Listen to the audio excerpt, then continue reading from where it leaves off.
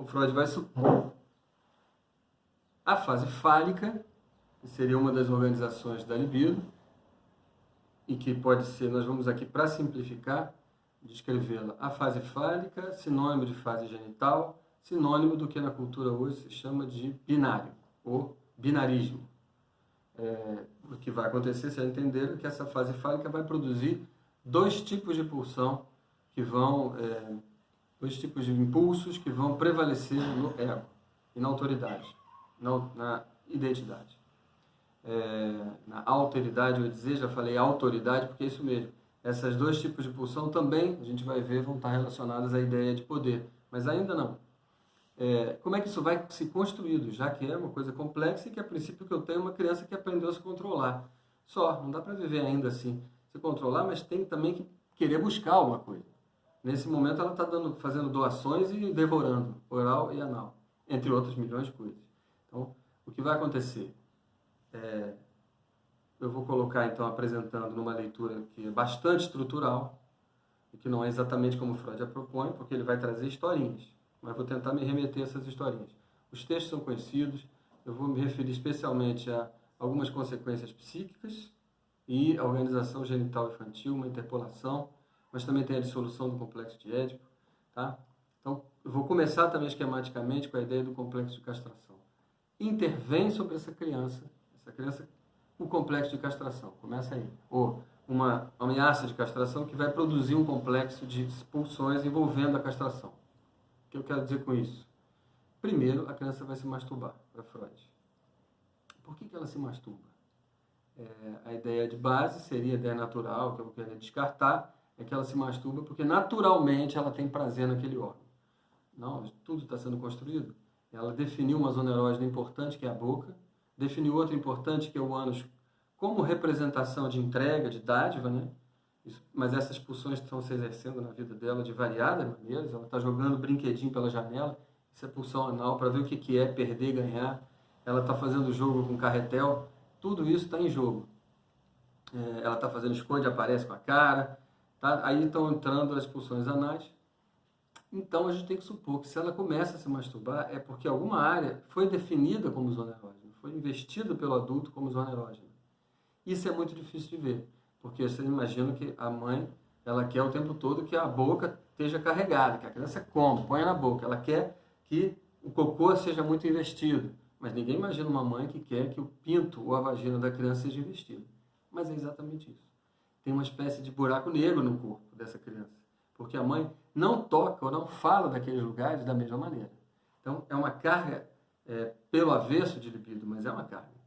Não mexe aí não. Não. Ela toca em tudo, só ali ela não toca. Então, tem qualquer coisa ali que se carrega, se investe de libido. Isso é discutir, mas dá para entender que seja possível. O fato é que a criança começa, então, a se endereçar para essa área carregada de libido sob um modo negativo, mas carregada. E começa a se mexer naquilo, tem todo um prazer. Aí vem, agora sim, o meio. Essa é a ideia do Freud, ele vai responder necessariamente com alguma ameaça de castração. E é importantíssimo aqui uma nota que ele coloca no caso Hans, no momento em que ele define a ameaça de castração e o complexo de castração para Hans. No caso Hans, a mãe vira e fala: para de mexer aí, senão seu pinto vai cair, seu pai vai cortar o seu pinto. Que seria o desenho dramático, por Freud, da ameaça de castração. Fica parecendo que tudo que acontece com essa criança acontece porque alguém foi e ameaçou. Nada disso. Nessa nota, Freud diz: mesmo que ninguém ameace. Aliás, é difícil imaginar que todos serão ameaçados, inclusive por uma coisa que a gente quase não vê acontecer. O que importa é que a castração se instaura. Então, de alguma maneira, ele diz, mesmo por indícios indiretos, a criança vai construir um complexo de castração. Olha que estranho. Ela tem o prazer e vai vir o não sobre ela.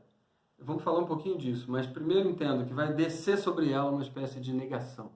Não pode, basicamente. Isso é muito bom, mas não pode. E o importante é que esse não vai descer sob duas formas. Então, essa ideia de o não descer, o não descendo, vai se instaurar. Vamos dramatizar como Freud. A mãe vai ter uma resposta para o menino e uma resposta para a menina. Ou melhor, o que Freud diz é que essa criança não é nem menino nem menina.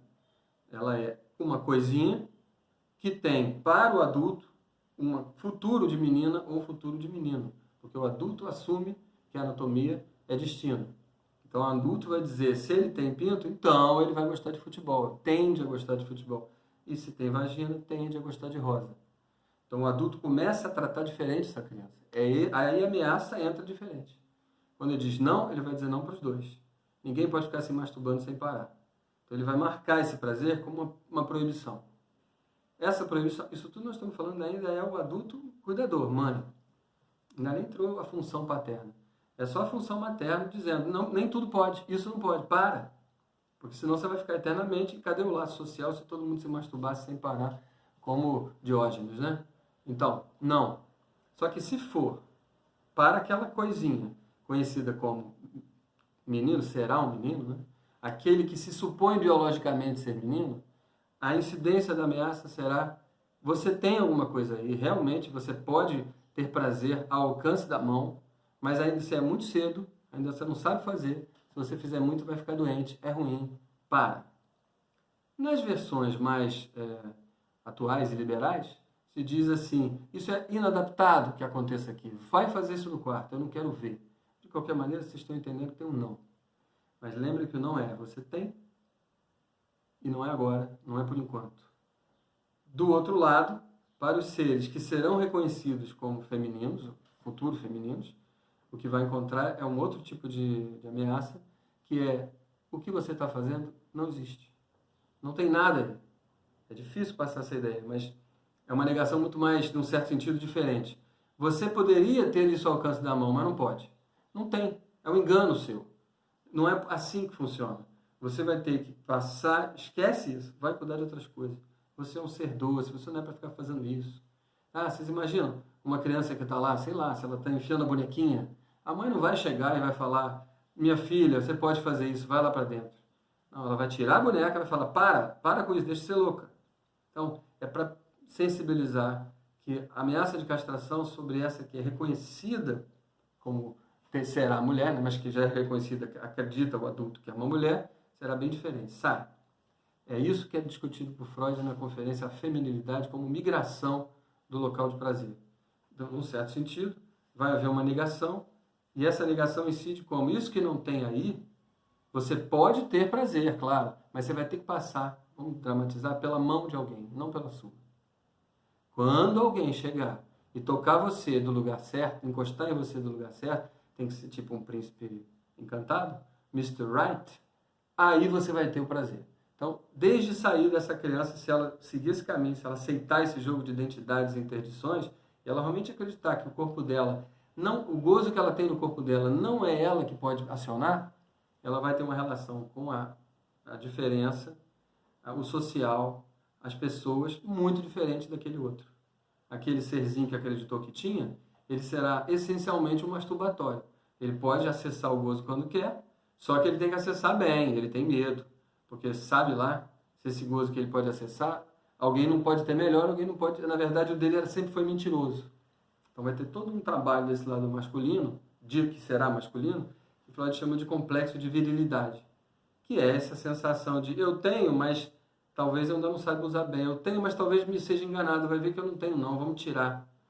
E isso é que ficou desenhado como ele tem medo de perder o pênis. Não é isso? E Freud vai deixar bem claro que nós não estamos falando de pênis, mas de falo. Falo é o que encarnar, o que quer que encarne essa possibilidade de um gozo ao alcance da mão. Pode ser a chave de um carro, pode ser dinheiro, e o mais comum na nossa sociedade, em muitas, é o pênis. Mas não precisa ser o pênis. O falo é esse nome do objeto em questão, que é um objeto que uma vez eu chegando nele e me apropriando, tendo acesso a ele, eu tenho essa possibilidade de satisfação. Que é o que é uma masturbação, digamos, clássica de um menino. Mas não apenas. Isso pode valer para muitas situações. Inclusive, Freud deixa claro também. A menina comporta-se como um pequeno menino, com o seu pênis diminuto, que é o clitóris. O que ele quer dizer com isso? É que no começo, estão os dois se masturbando e não tem a menor diferença se tem pênis ou clitóris. O que importa é o modo de prazer. É você acessar uma parte do corpo que você tem acesso. Você pode chegar lá, futucar e sair com prazer. Então, é isso que eu chamei de masturbatório. Então, tudo começa com uma essência masturbatória dessas pulsões. E aí a ameaça de castração vai partir. Uns vão poder continuar se masturbando, mas ou escondido, ou com vou parando, mas sempre com medo, porque ele tem esse prazerzinho, mas esse prazerzinho pode lhe ser tirado. Ou então ele pode descobrir que era um engano, ele tinha, mas não era bem assim. Porque do outro lado, tem seres que não têm esse prazer direto, ele tem que passar por outro corpo.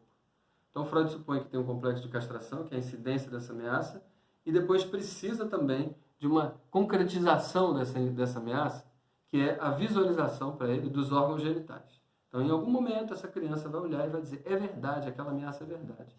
Aí quem está do lado masculino vai dizer, caramba, posso perder. Então, ele vai viver habitado por esse medo de perder. Ele vai ser mais covarde que o outro lado, porque tem alguma hora ele recua com medo de perder. Mas, por outro lado, ele vai facilmente copiar figuras, a gente vai ver com o Édipo, copiar figuras que dão esse apoio. Para se eu sou como aquela figura, eu estou seguro. Ele vai ter um monte de homens junto, ele vai procurar as figuras paternas que vão garantir que ele tem isso. E mais, finalmente, nesse caminho, ele vai procurar seres do outro lado, porque se ele tiver alguém que, para quem ele é o falo maravilhoso, ele é aquele que consegue encostar e produzir o maior prazer, aí ele tem certeza que o falo dele é o melhor de todos. Então, o falo, para o lado masculino, não é exatamente só ser o maior homem de todos, ter o maior falo de todos. Então, isso é uma coisa simbólica. Para ele perder o medo de perder, nunca vai perder. Mas para ele perder o medo de perder, ele tem que passar também por dar prazer. Só ele sabe dar prazer àquela mulher daquele jeito. Porque do outro lado vai ser isso. Eu não sei direto, mas alguém sabe.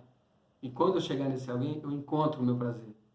Desse lado de cá, um prazer muito maior, sem covardia, sem limite, mas dependendo do outro. Ficou claro? Dois lados? Mas lembrem que essa partilha de pulsões binárias, partilha binária das pulsões, então, para um lado vai ter a hegemonia de pulsões desse tipo, eu preciso passar pelo outro para o meu prazer, posso ter, eu preciso passar pelo outro, e desse lado eu posso ter, mas com esse lado aqui ele fica muito melhor. Isso define um pouco o que os gêneros masculino e feminino da nossa cultura traduzem. Mas o importante aqui é que isso não é um jogo de poder, ninguém tem mais poder que o outro. São modos de gozo diferentes. A sociedade, claro, e muitas, vão atribuir a esses dois modos um poder. Em algumas, um poder pesado, de voto, de violência, de autoridade sobre esse outro lado. Quem está do lado masculino, na história a gente sabe como isso foi um poder horroroso, então a gente chama de machismo, ou de sociedade patriarcal, e de violência, femicida também. E desse lado, quanto não foi negado a quem tinha esse tipo de prazer. Então são duas maneiras de acessar o poder gozar. Uma passando por outro corpo. Só que nós estamos tão viciados na ideia de que esse lado não tem poder, só porque tem que passar pelo outro corpo, que a gente imagina que o Freud propôs que desse lado tem o poder, desse lado é a submissão. De jeito nenhum. Ele propôs que isso é feito assim para que haja complementariedade e que a raça se reproduza. Ele diz claramente, tudo isso é feito para chegar na possibilidade da conjunção entre sexo e reprodução. Mas uma sociedade que não precisa dessa conjunção pode abrir mão de atribuir poder para o lado masculino. E começa a fazer uma bagunça de muitas possibilidades de identidade, o que é ótimo, que é a nossa sociedade. Não a parte, né? Tem toda uma parte que é conservadora, reacionária, e que quer mesmo voltar para essa ideia, para essa equação falocêntrica, que é pênis igual a falo igual a poder. Do outro lado, vagina igual a sensibilidade, fragilidade e submissão. Não está na ideia do Freud. A ideia do Freud são pulsões complementares. E as duas marcadas por uma negatividade lá dentro. Eu queria comentar, não é eu gozo e aí sou proibido. É eu gozo porque sou proibido também. Pense, a criança lá no começo, ela vai em direção àquela área, porque aquela área já é encantada com alguma espécie de segredo. Então, é um prazer que já envolve uma negatividade. O prazer fálico, lembre, fase fálica, binário, prazer fálico, se distribui de dois modos de negatividade. Um modo do homem, eu posso, mas cuidado, e o modo feminino, eu não posso, mas se encontrar. E essa é um pouco a cruzada que Freud vai estabelecer entre masturbação, complexo de castração, complexo de Édipo. Volto a dizer que toda essa visão dos órgãos genitais, como Freud imagina, para endossar a ameaça de castração, já estabiliza, mas é preciso ainda toda uma série de identificações que vão permitir que a criança fique mais ou menos coerente com o seu dado sexual. Isso é o complexo de Édipo, que nós vamos falar na próxima.